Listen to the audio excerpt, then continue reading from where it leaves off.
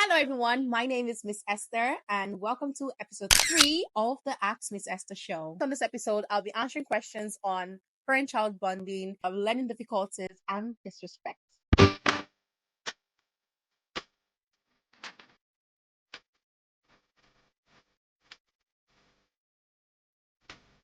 first question says, I feel like I'm losing my children. They don't really enjoy being around me. What's the best way to foster a strong parent child bond? So this is one topic I really love to talk about because I am a huge advocate on parent-child bonding, right? You're going to learn to spend quality time with your children. For us in the house, for like my family and I, what we do is like we set out a realistic timetable on the days when we do things together as a family. It could be art and crafts. Sometimes we get to use clay to mold. We get to even talk together as a family, like ask questions. If you were a superhero, what superhero would you like to be, and why would you like to be that superhero? Questions like these that will make you, know more about your child, and your child will also know more about you can come in. Okay, so spend quality time together. You can make a meal together. You can clean the house together. You can sort the clothes together. Like it doesn't have to be too much, and not just once. Do it regularly. Okay, now next thing is to show your affection for your children. A lot of parents don't know how to show affection, and I understand that most of us were not raised that way. We are like doing the whole akpo obi akpo kind of parenting, where you're looking at your children. I don't you know I love you? You know now. Do I have to say it? You have to say it, you have to show it, because just your love alone can draw them to you. You can show love by buying things. You can buy things and then give to them. That one, you have won it or it have passed. But when you don't express your love to them, when you don't show that love, it's not going to count. Trust me. Yes, mommy has gotten toys for you. Hey, mommy got toys for me. They will get that euphoria at that moment and maybe forget that you bought toy for them the next day. Maybe that toy even get lost. Maybe that toy even get spoiled. Something might happen and they'll forget it. But it's that moment, oh, mommy loves me, mommy has got me a toy. But continuously, how well can your child say you love them? Do you understand? By showing that love to them, by being expressive of your love, express it. I love you will not do anything to you. It's not hurt you. Children have love languages. Oh. The way adults, what's your love language? Children have love languages. Physical touch and words of affirmation. You cannot take that one away. You see, this thing of gifts is when you now grow up, you now understand, okay, gift is something that they cherish gift. You can give the child something today, they will go and dash it out to their friends tomorrow. They don't really understand what gifts it is. Do you understand? But you see that thing called affirmation, and then physical touch is your child's love language, and you need to express it. Okay, being involved in their play, like when they're playing on their own, that time they not call you. That time they're just on their own and they're playing. Jump into that play. Your own opinion. They don't ask you. Be that parent. I do it with my kids. They will be playing and they not come into the conversation, or they not come into that play. Or you just see me coming and then I will just join straight up like I've been there before. And it gives them this sort of fulfillment that, oh, they were able to get their mom to do what they are doing. When you also want to bond with your child, you have to be a child again. All those giddy giddy something, keep it tight in the bottle and throw it away. At least bring out that soft spot as a parent. This is going to help you bond with your children. Be a child again. Like just be warm, and you're going to see that personality alone is just going to attract your children to you all the time. Trust me. Do this and come back with testimony. I'm here. I'm waiting. Okay, for the second question in this episode, she said, my child finds learning difficult. What can I do to help?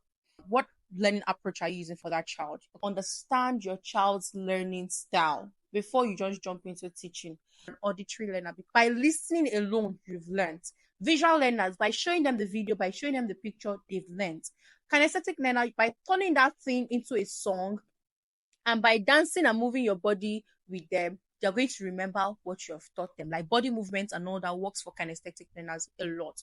So first of all, you need to understand your child's learning style, and that way you're going to help your child learn better. Now, another thing is making the learning fun.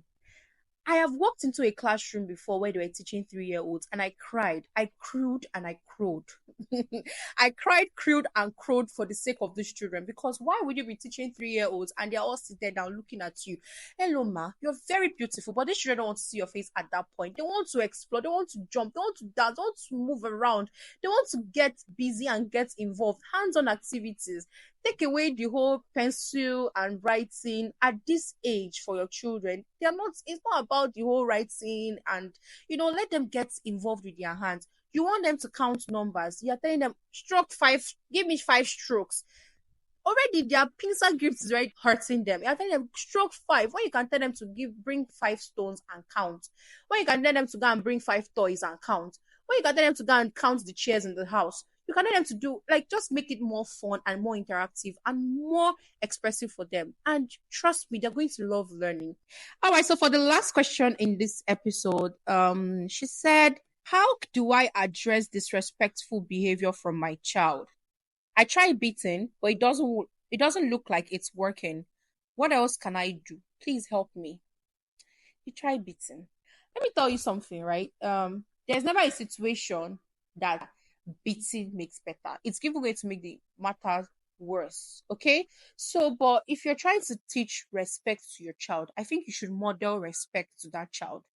You know, I understand as parents we come up from the point of, oh, I'm your parent and I will tell you what to do, or I'm the one to be in control or be in charge. Most times just, step it down a notch and um let them know that even if you're angry at them, there's a way you can respectfully let them know that you're angry at them. So for example, in a home where if your parent is angry and they're shouting at that child will also feel like, okay, whenever I'm angry, I need to shout at you to express my anger. And that might come off disrespectful. But in a home where even if there's something called calm parenting. You're calm and like you have passed your message across. You don't have to shout. Yes. Okay, for example, let's use Adora as a case study. So there's a child named Adora. Adora is asked to take her place to the kitchen by her mom. Adora is that child who is disrespectful, right? Now, Adora's mom goes, Adora! Adora! Come on, take this plate out from this place to the kitchen. And the child comes, and sighs or does something silly and then moves. And you as a parent, it gets to you and you're like immediately shouting, what nonsense is that? You're sighing at your mother? Do you know who I am? I'm your mother, blah, blah, blah, blah, blah. And you keep going over and over. What are you teaching Adora? You're teaching Adora that you are angry at her at that moment, but the best way to address her is by shouting or by being disrespectful. Because whether you target right or not, the way you're talking to that child is also disrespectful. You can also say what you want to say, but in a respectful and calm manner. That's where respectful and calm parenting comes in. Okay. So now let's see the same scenario in a calm parent illustration, right? Now, what do you want Adora to do? You want Adora to take out the plate from the dining. Firstly, you're not to yell at Adora to come and take out the plate. I think that's where it even starts from. Sometimes when you yell at your children to do something, they give you that same remark, and their defense might be doing, just snapping at you or snapping at the situation or the thing at that moment, right? But if you calmly told that child, there's no how you calmly say, Ada mama, Ada, Ada baby, hey, please come and take this plate from the kitchen. There's no how you will say, please come and take this plate away from the table to the kitchen, and that child is going to snap or sigh at you. Do you understand? At that point, they're not trying to raise any shoulder. They're not trying to defend or be defensive at that point. They're just listening to you. It comes from a place of calm.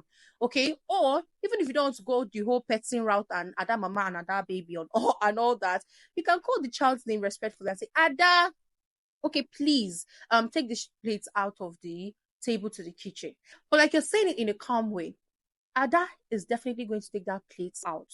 Also, teaching your children how to be respectful is just another way to go about it. Because the truth is, children are like empty slates. It's whatever you give to them that they're going to give out.